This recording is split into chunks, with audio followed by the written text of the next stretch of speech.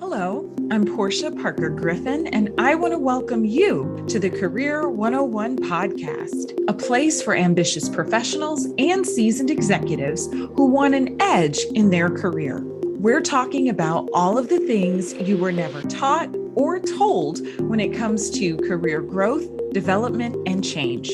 Now, let's get into it.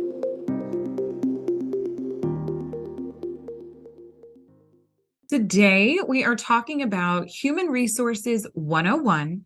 Why are human resources important? With LeiLani Quiray. LeiLani Quiray is founder and CEO of Be the Change HR, a conscious company and social enterprise providing HR support for small to medium-sized businesses in any facet of HR, from pre-hire to post-term and everything else that happens in between. She and her team also teach free job readiness courses and provide free coaching to trafficking survivors. Her team members are not only HR pros, they are life changers. I love that. Hi, LeiLani. How are you today? I'm doing so great. Thank you for having me on your podcast. Absolutely. I'm excited to have you with us to discuss Human Resources 101. But first, we want to know a little bit more about you. So tell me about 7-year-old LeiLani. 7-year-old LeiLani wanted to be an attorney. And although it's far from being an HR professional, it's not so far in some ways. You know, there's this line that between an HR professional and an attorney that any HR pro knows when you step over it. But at the same time, some of the mindset can be a little bit similar. But when I was little, I wanted to be an attorney. So that was definitely something I thought, okay, I'm going to do this. And my family was encouraging me to do. I didn't become an attorney, but that was it. Yeah. And I can definitely see that connection. And in what we do with coaching and consulting, you know, you can see the red flags, you can see where that's a lawsuit, you know, from the kind of HR perspective. And then there's always employment law, right? Which is, you know, really making sure that all of those factors, I'll say with compliance and things are happening the way they're supposed to with the people in the business. Mm-hmm. So tell us, LeiLani, what was your first job? When I was in high school, I was in a Spanish class, and the teacher asked me if I wanted to be a host at the restaurant. And so that was my very first job, a small Mexican restaurant in Southern California. And I kind of liked that, but not a whole lot.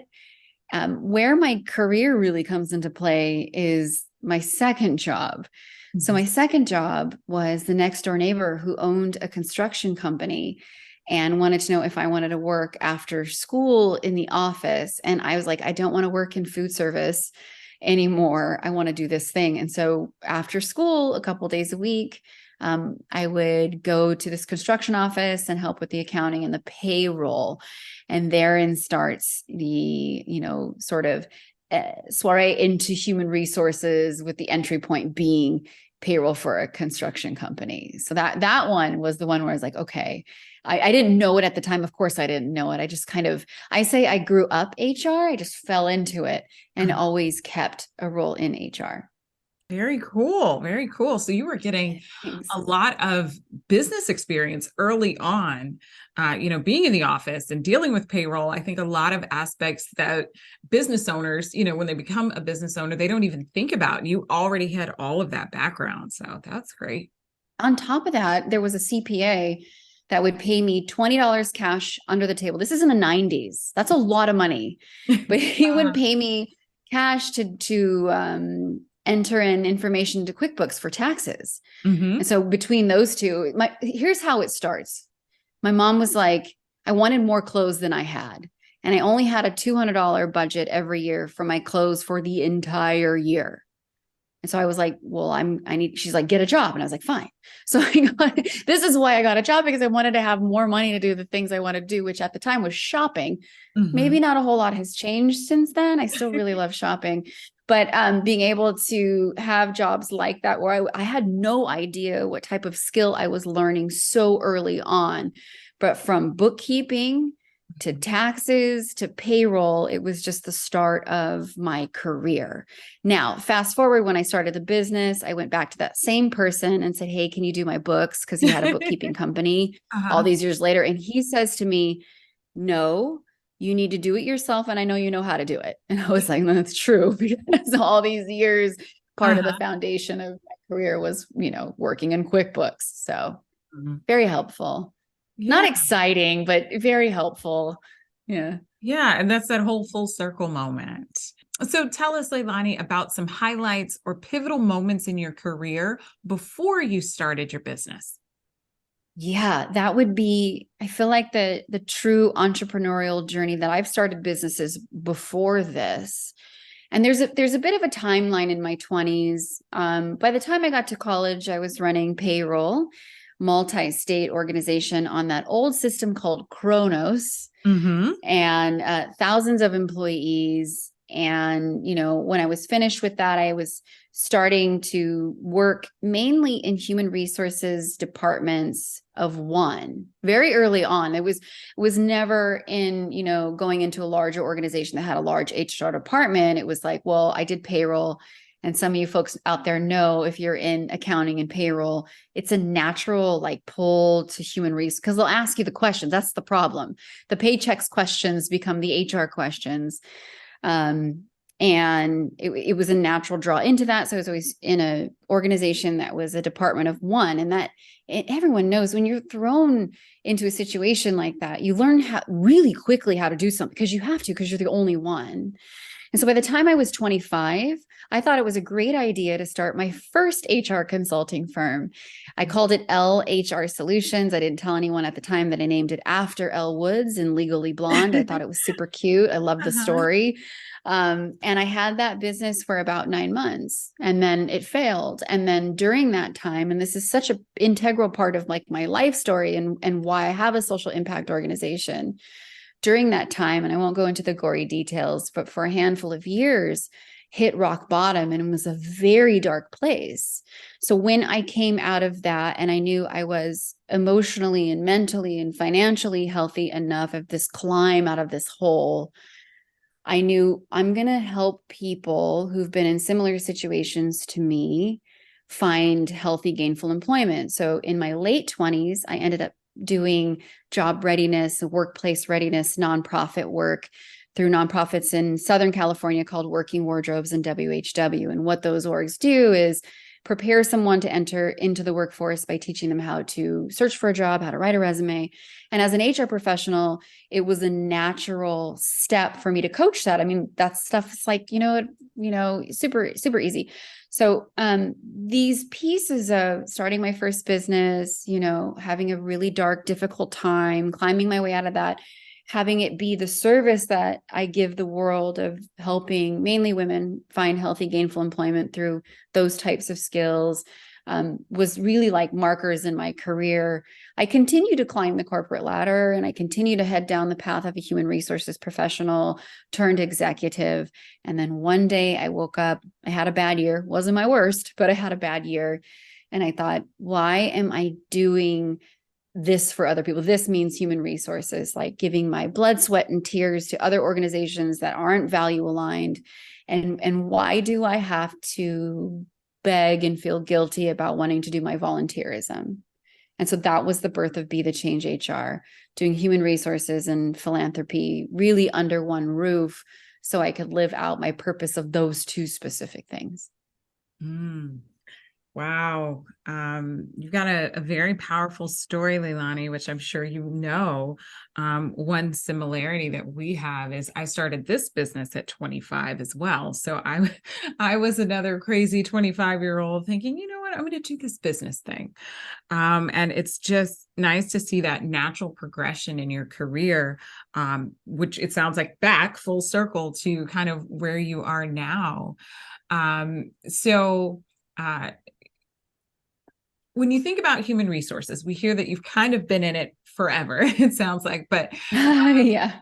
When you decided to start Be the Change HR, was there, any other job idea maybe, or business idea, I should say, that you thought about? Or was it just like, nope, I'm going to focus on HR?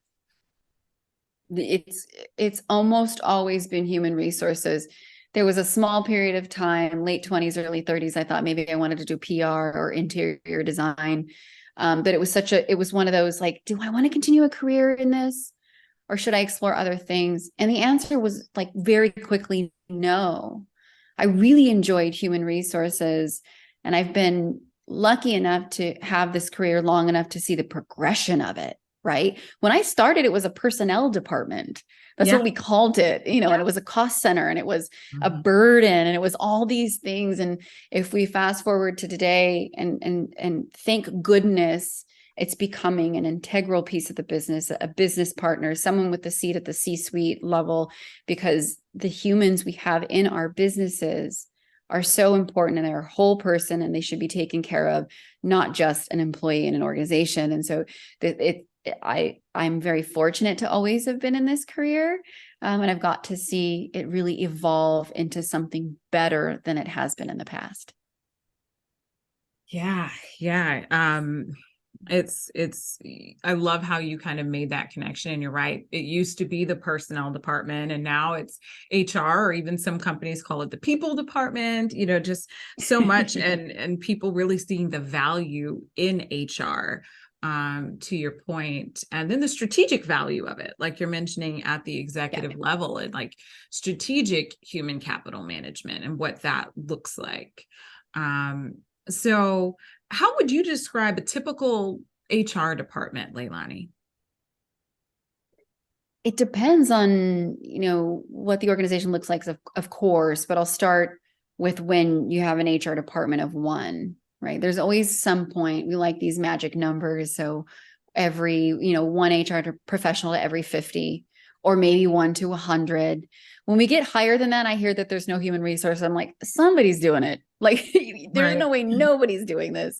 And that person typically at that level would be what we would call a generalist. So someone who is a Jack or a Jill of all trades, who can handle anything in the world of human resources. And then once an organization starts to increase, and again, if we do the 1 to 50, 1 to 100 ratio, you start to figure out as an org, strategically, and what the business's objectives are and where it's headed, right? The goals in the next, couple years, 5 years, 10 years. What should your HR department look like? If your business has more than one vertical and you have this product here and this thing over here, maybe looking at HR business partners makes sense, right? So an HR generalist or something like that, or a manager, you want to call it a director, VP, like can be either of those. And then you'll have more of an executive at the top overseeing these two individuals or several individuals that are being partners with those pieces of the business. Other ways we see is having people who are specialists. So if, you've got an HR generalist, maybe they're supporting the whole org or a region, and then you have specialists based again on what the business really needs. Sometimes there's benefit specialists, right, who handle all those things for the employees. It's just really evaluating, okay, what does the org need on the people aspect, and who do we need to bring in to support that? So one thing I have seen a lot, and I think it's just kind of like to that progression of HR that you were talking about earlier, is a lot of companies and organizations breaking out learning and development from HR, kind of making it more of its own, department or vertical. What are your thoughts on that? I mean, that makes a ton of sense. Anytime in an organization, I know you know this so well, anytime in an organization, like something's going awry, or there's something that needs to be a skill gap, any of that, it's always training, right? Up leveling the employees or the leadership, making sure that everyone has those resources in that skill or in leadership or the coaching, all of these things need to be put in place. And so that is one we see quite regularly, is an L&D, a learning and development department. It's important. Not everybody knows everything. And these businesses have these goals. And so it's like, well, what's the gap and how do we fill that? And almost always it's like coaching and training, almost always. Yeah, it's funny. I was talking to an executive the other day, and he's got well over 30 years of experience. And he said exactly what you just told me. He said, in all the industries I've been in, all the companies I've gone in to fix, usually the number one thing that they need is training. So yeah, he made that same kind of point. So, as we were kind of looking into, questions about human resources and what like business owners and executives want to know, we actually came to this kind of what I think is a basic question, but I would love an expert like you to answer it for us. Why do you think human resources are important? The Career 101 podcast is brought to you by Fly High Coaching, where we help our clients soar to their full potential. More and more professionals and executives are setting out to achieve their career goals. But without the right support, it can be difficult, if not impossible. Whether you need career coaching, interview coaching, or a professional resume, we're here to help. Check us out on our website, fly-highcoaching.com. Two big reasons. One is the one I think that probably does keep business owners and leaders up at night. And that's that compliance regulation piece. No business owner, unless you're an HR professional running a company, but even I don't know everything when it comes to the specifics in federal law and state law and county law and city law. And these things are constantly changing. And just, I mean, I can even feel it in my own body. Like even saying that is stressful because no leader or business owner has the time to stay on top of those types of things, especially if you're in states that are constantly changing and adding on new laws like California and New York and Washington. And so it's so tough. And so this compliance piece of, are we doing things properly by the law? And let's be honest, these laws exist also to protect workers because somebody somewhere did something that disadvantaged someone in some way, and these laws have to exist. And I often position it that way. People feel annoyed. Oh, I have to put the salary now on the job posting. It's like, well, why were you hiding it in the first place? The whole reason that these things are existing is in order to create pay equity in the marketplace and not to base it, I'll just give one example, on what someone made in the last job, right? It shouldn't be based on that. It should be based on the person's ability, what they're budgeting for the role, what's competitive in the market. And so these little things, it's important to have human resources to understand the many facets of all of these like regulations and laws that are out there on all those levels.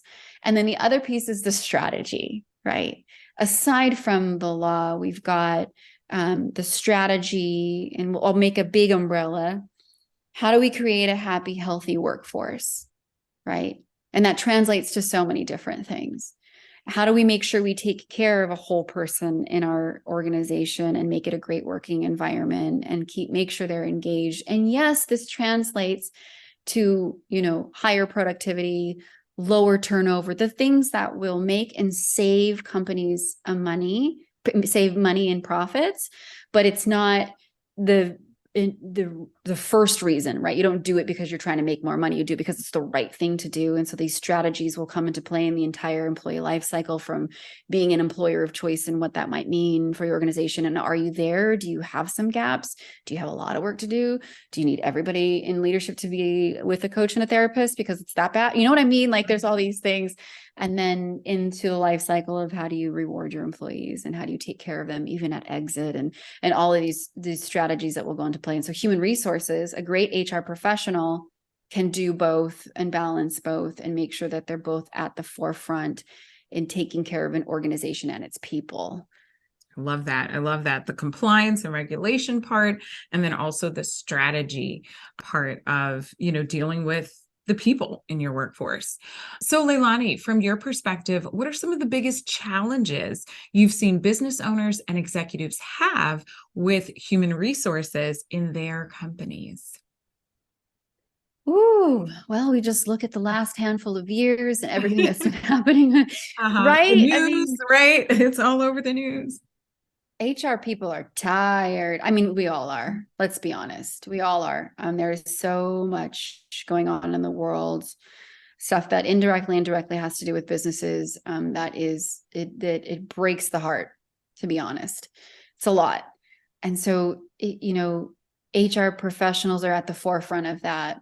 A lot of us go into this work because we like people. We do. I promise we do. Sometimes they get a bad rap, but we do. And I think it's important to know that about HR professionals in business. And that is a difficult thing that they have to deal with. And it's a heavy burden to carry. And when the landscapes are constantly changing and the things that are happening are constantly changing, HR is the one that has to shift, whether it's a new law, a new best practice, a new thing to focus on, like, what's come to the forefront, which it should have for a very long time, is diversity, equity, and inclusion, right? It takes tragedy to make sure that that is now seen by employers. If this is important to create a psychologically safe work environment where anyone feels like they belong, and then comes the diversity, right? Not the training first. It's like, you got to have a safe work environment.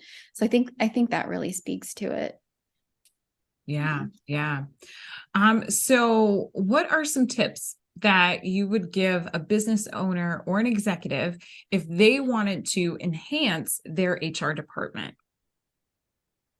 Oh, so many different ways. It depends on how large your HR department is.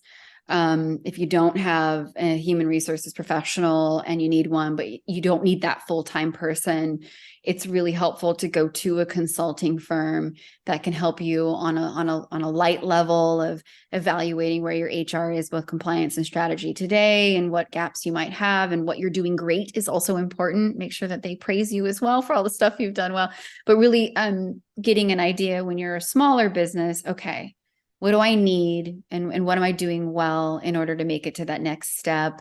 And of course, that next step is, if you have HR professionals in-house, in order to elevate that, make sure they have the tools and resources. There are so many out there that aren't too expensive.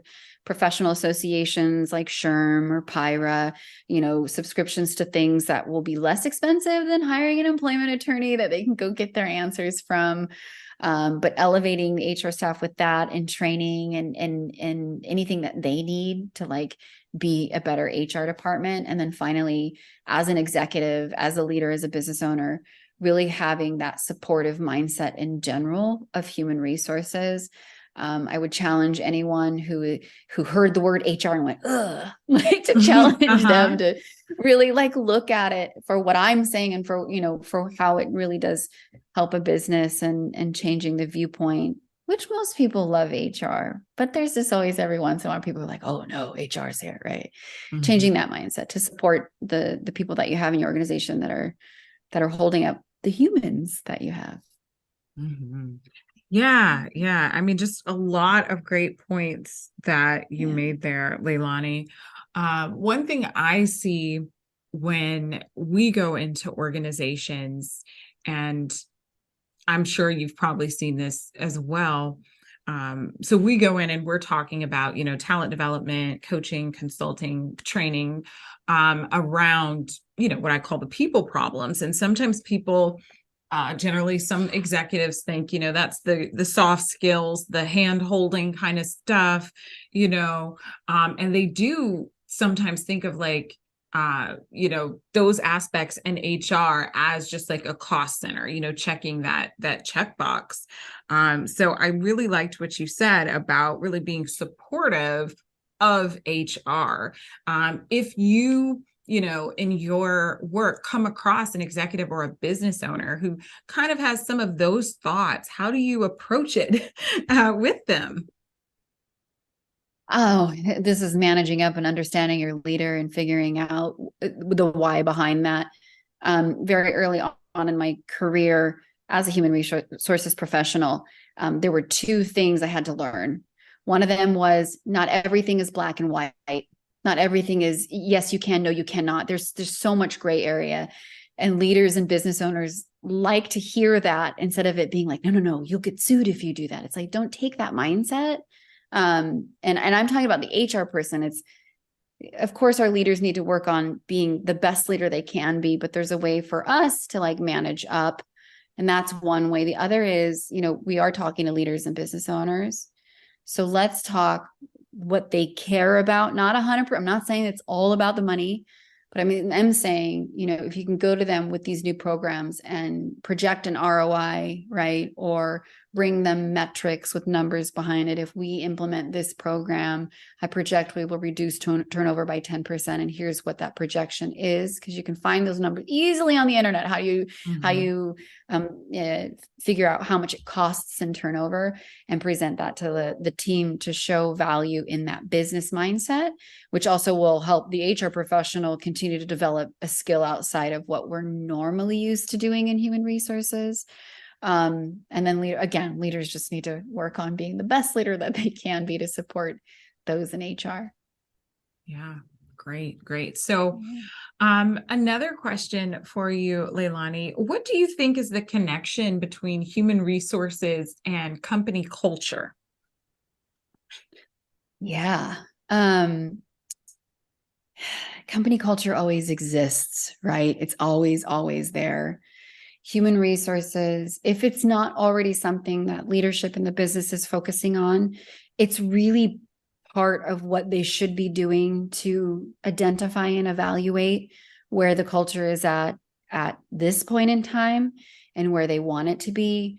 It could be a lot of really fun work to either work with a specialist that does this or do this themselves. And that's identify like core values and what are the values of an organization and how does that translate into the culture that they have now and the culture that they want. And it can be I think it's a really fun exercise to go into these things and figure out, how do you measure that? How do you measure culture and engagement? And again, the fun part is the gap. If we're here, how do we get here? And what things do we need to implement in that time period? And what leadership, do we need to kind of have buy-in of the things that we're going to do in order to get here to make a happier, healthier workforce? And so it should always be directly tied. Even if you're an HR department of one, you could do it. And it could be a fulfilling aspect aside from the regulatory stuff that you're always having to pay attention to. Yeah. So tell us more about Be the Change HR. Yeah. Be the Change HR is in its 6th year of business. We've got almost a dozen human resources professionals across the US in almost every single time zone except Hawaii and Alaska, but not opposed, especially Hawaii. It makes me fun to have someone there, clients there, right? Mm-hmm. We do human resources for small and mid-market businesses. And what that looks like is either they outsource the entire HR function to our HR professionals or part of it, or we run projects for mid-sized companies who have internal HR. And maybe the VP needs more of a task force behind a project, or maybe the HR team is just new and they need that more executive level. All the HR pros on this squad are senior level professionals, 15, 20, even 30 years experience. And we do have some specialists in comp, policy and technical writing, diversity, equity, and inclusion. We even have a licensed counselor on staff. Oh, wow. And so we help, all businesses and all industries that are small and mid-size. And then the social impact piece, which I talked about a little bit earlier, and the beginning of where that came from. So myself and all the HR consultants on the team, we teach job readiness classes to trafficking survivors around the country, and we offer it to the nonprofits for free. So I work with 7 nonprofits across the US. At any given time, we're teaching class. In fact, tomorrow I'll be traveling to Connecticut to teach at Partnership to End Human Trafficking at the home that they have there. This month we're doing resume writing. So we do these job readiness skills, and then internally in the organization, all the HR professionals are paid for their time to do this work and sent through training in order to be prepared to be present for a trauma survivor. 2% of our top line revenue goes to this program, and it's why we're called Be the Change HR. Just amazing. Thank you. I love, what you do and how your business is set up and really giving back. That's just very admirable. So we'll be providing a link to your website and other social channels in our show notes so that people can find you online. But what is the best way for someone to get in touch with you? Yeah, we are on every single social media channel at Be the Change HR. And then you're welcome to connect with me on LinkedIn and come say hi in my DMs. All right. All right. So, Leilani, we like to ask every guest this last question. How do you think executives or professionals can get a positive edge in their career? I always say the same thing. Um, and I laugh, but it's so true. In order to get an edge to very specific things, always have a therapist and a coach. Work on yourself, and those things that we all grow up with, that can affect us, especially when we're upset. So those triggers, and then a coach to really elevate who you are as a leader, as a manager, as a business owner, to truly show up for your people and yourself. So there always therapist and a coach. Everyone needs both. I love it. I love it. I agree. Thank you. Leilani, you have shared a lot of wisdom with us today, and I'm sure that our listeners can use it to be more confident in their careers and with their businesses. We appreciate you being with us. Thank you so much for having me.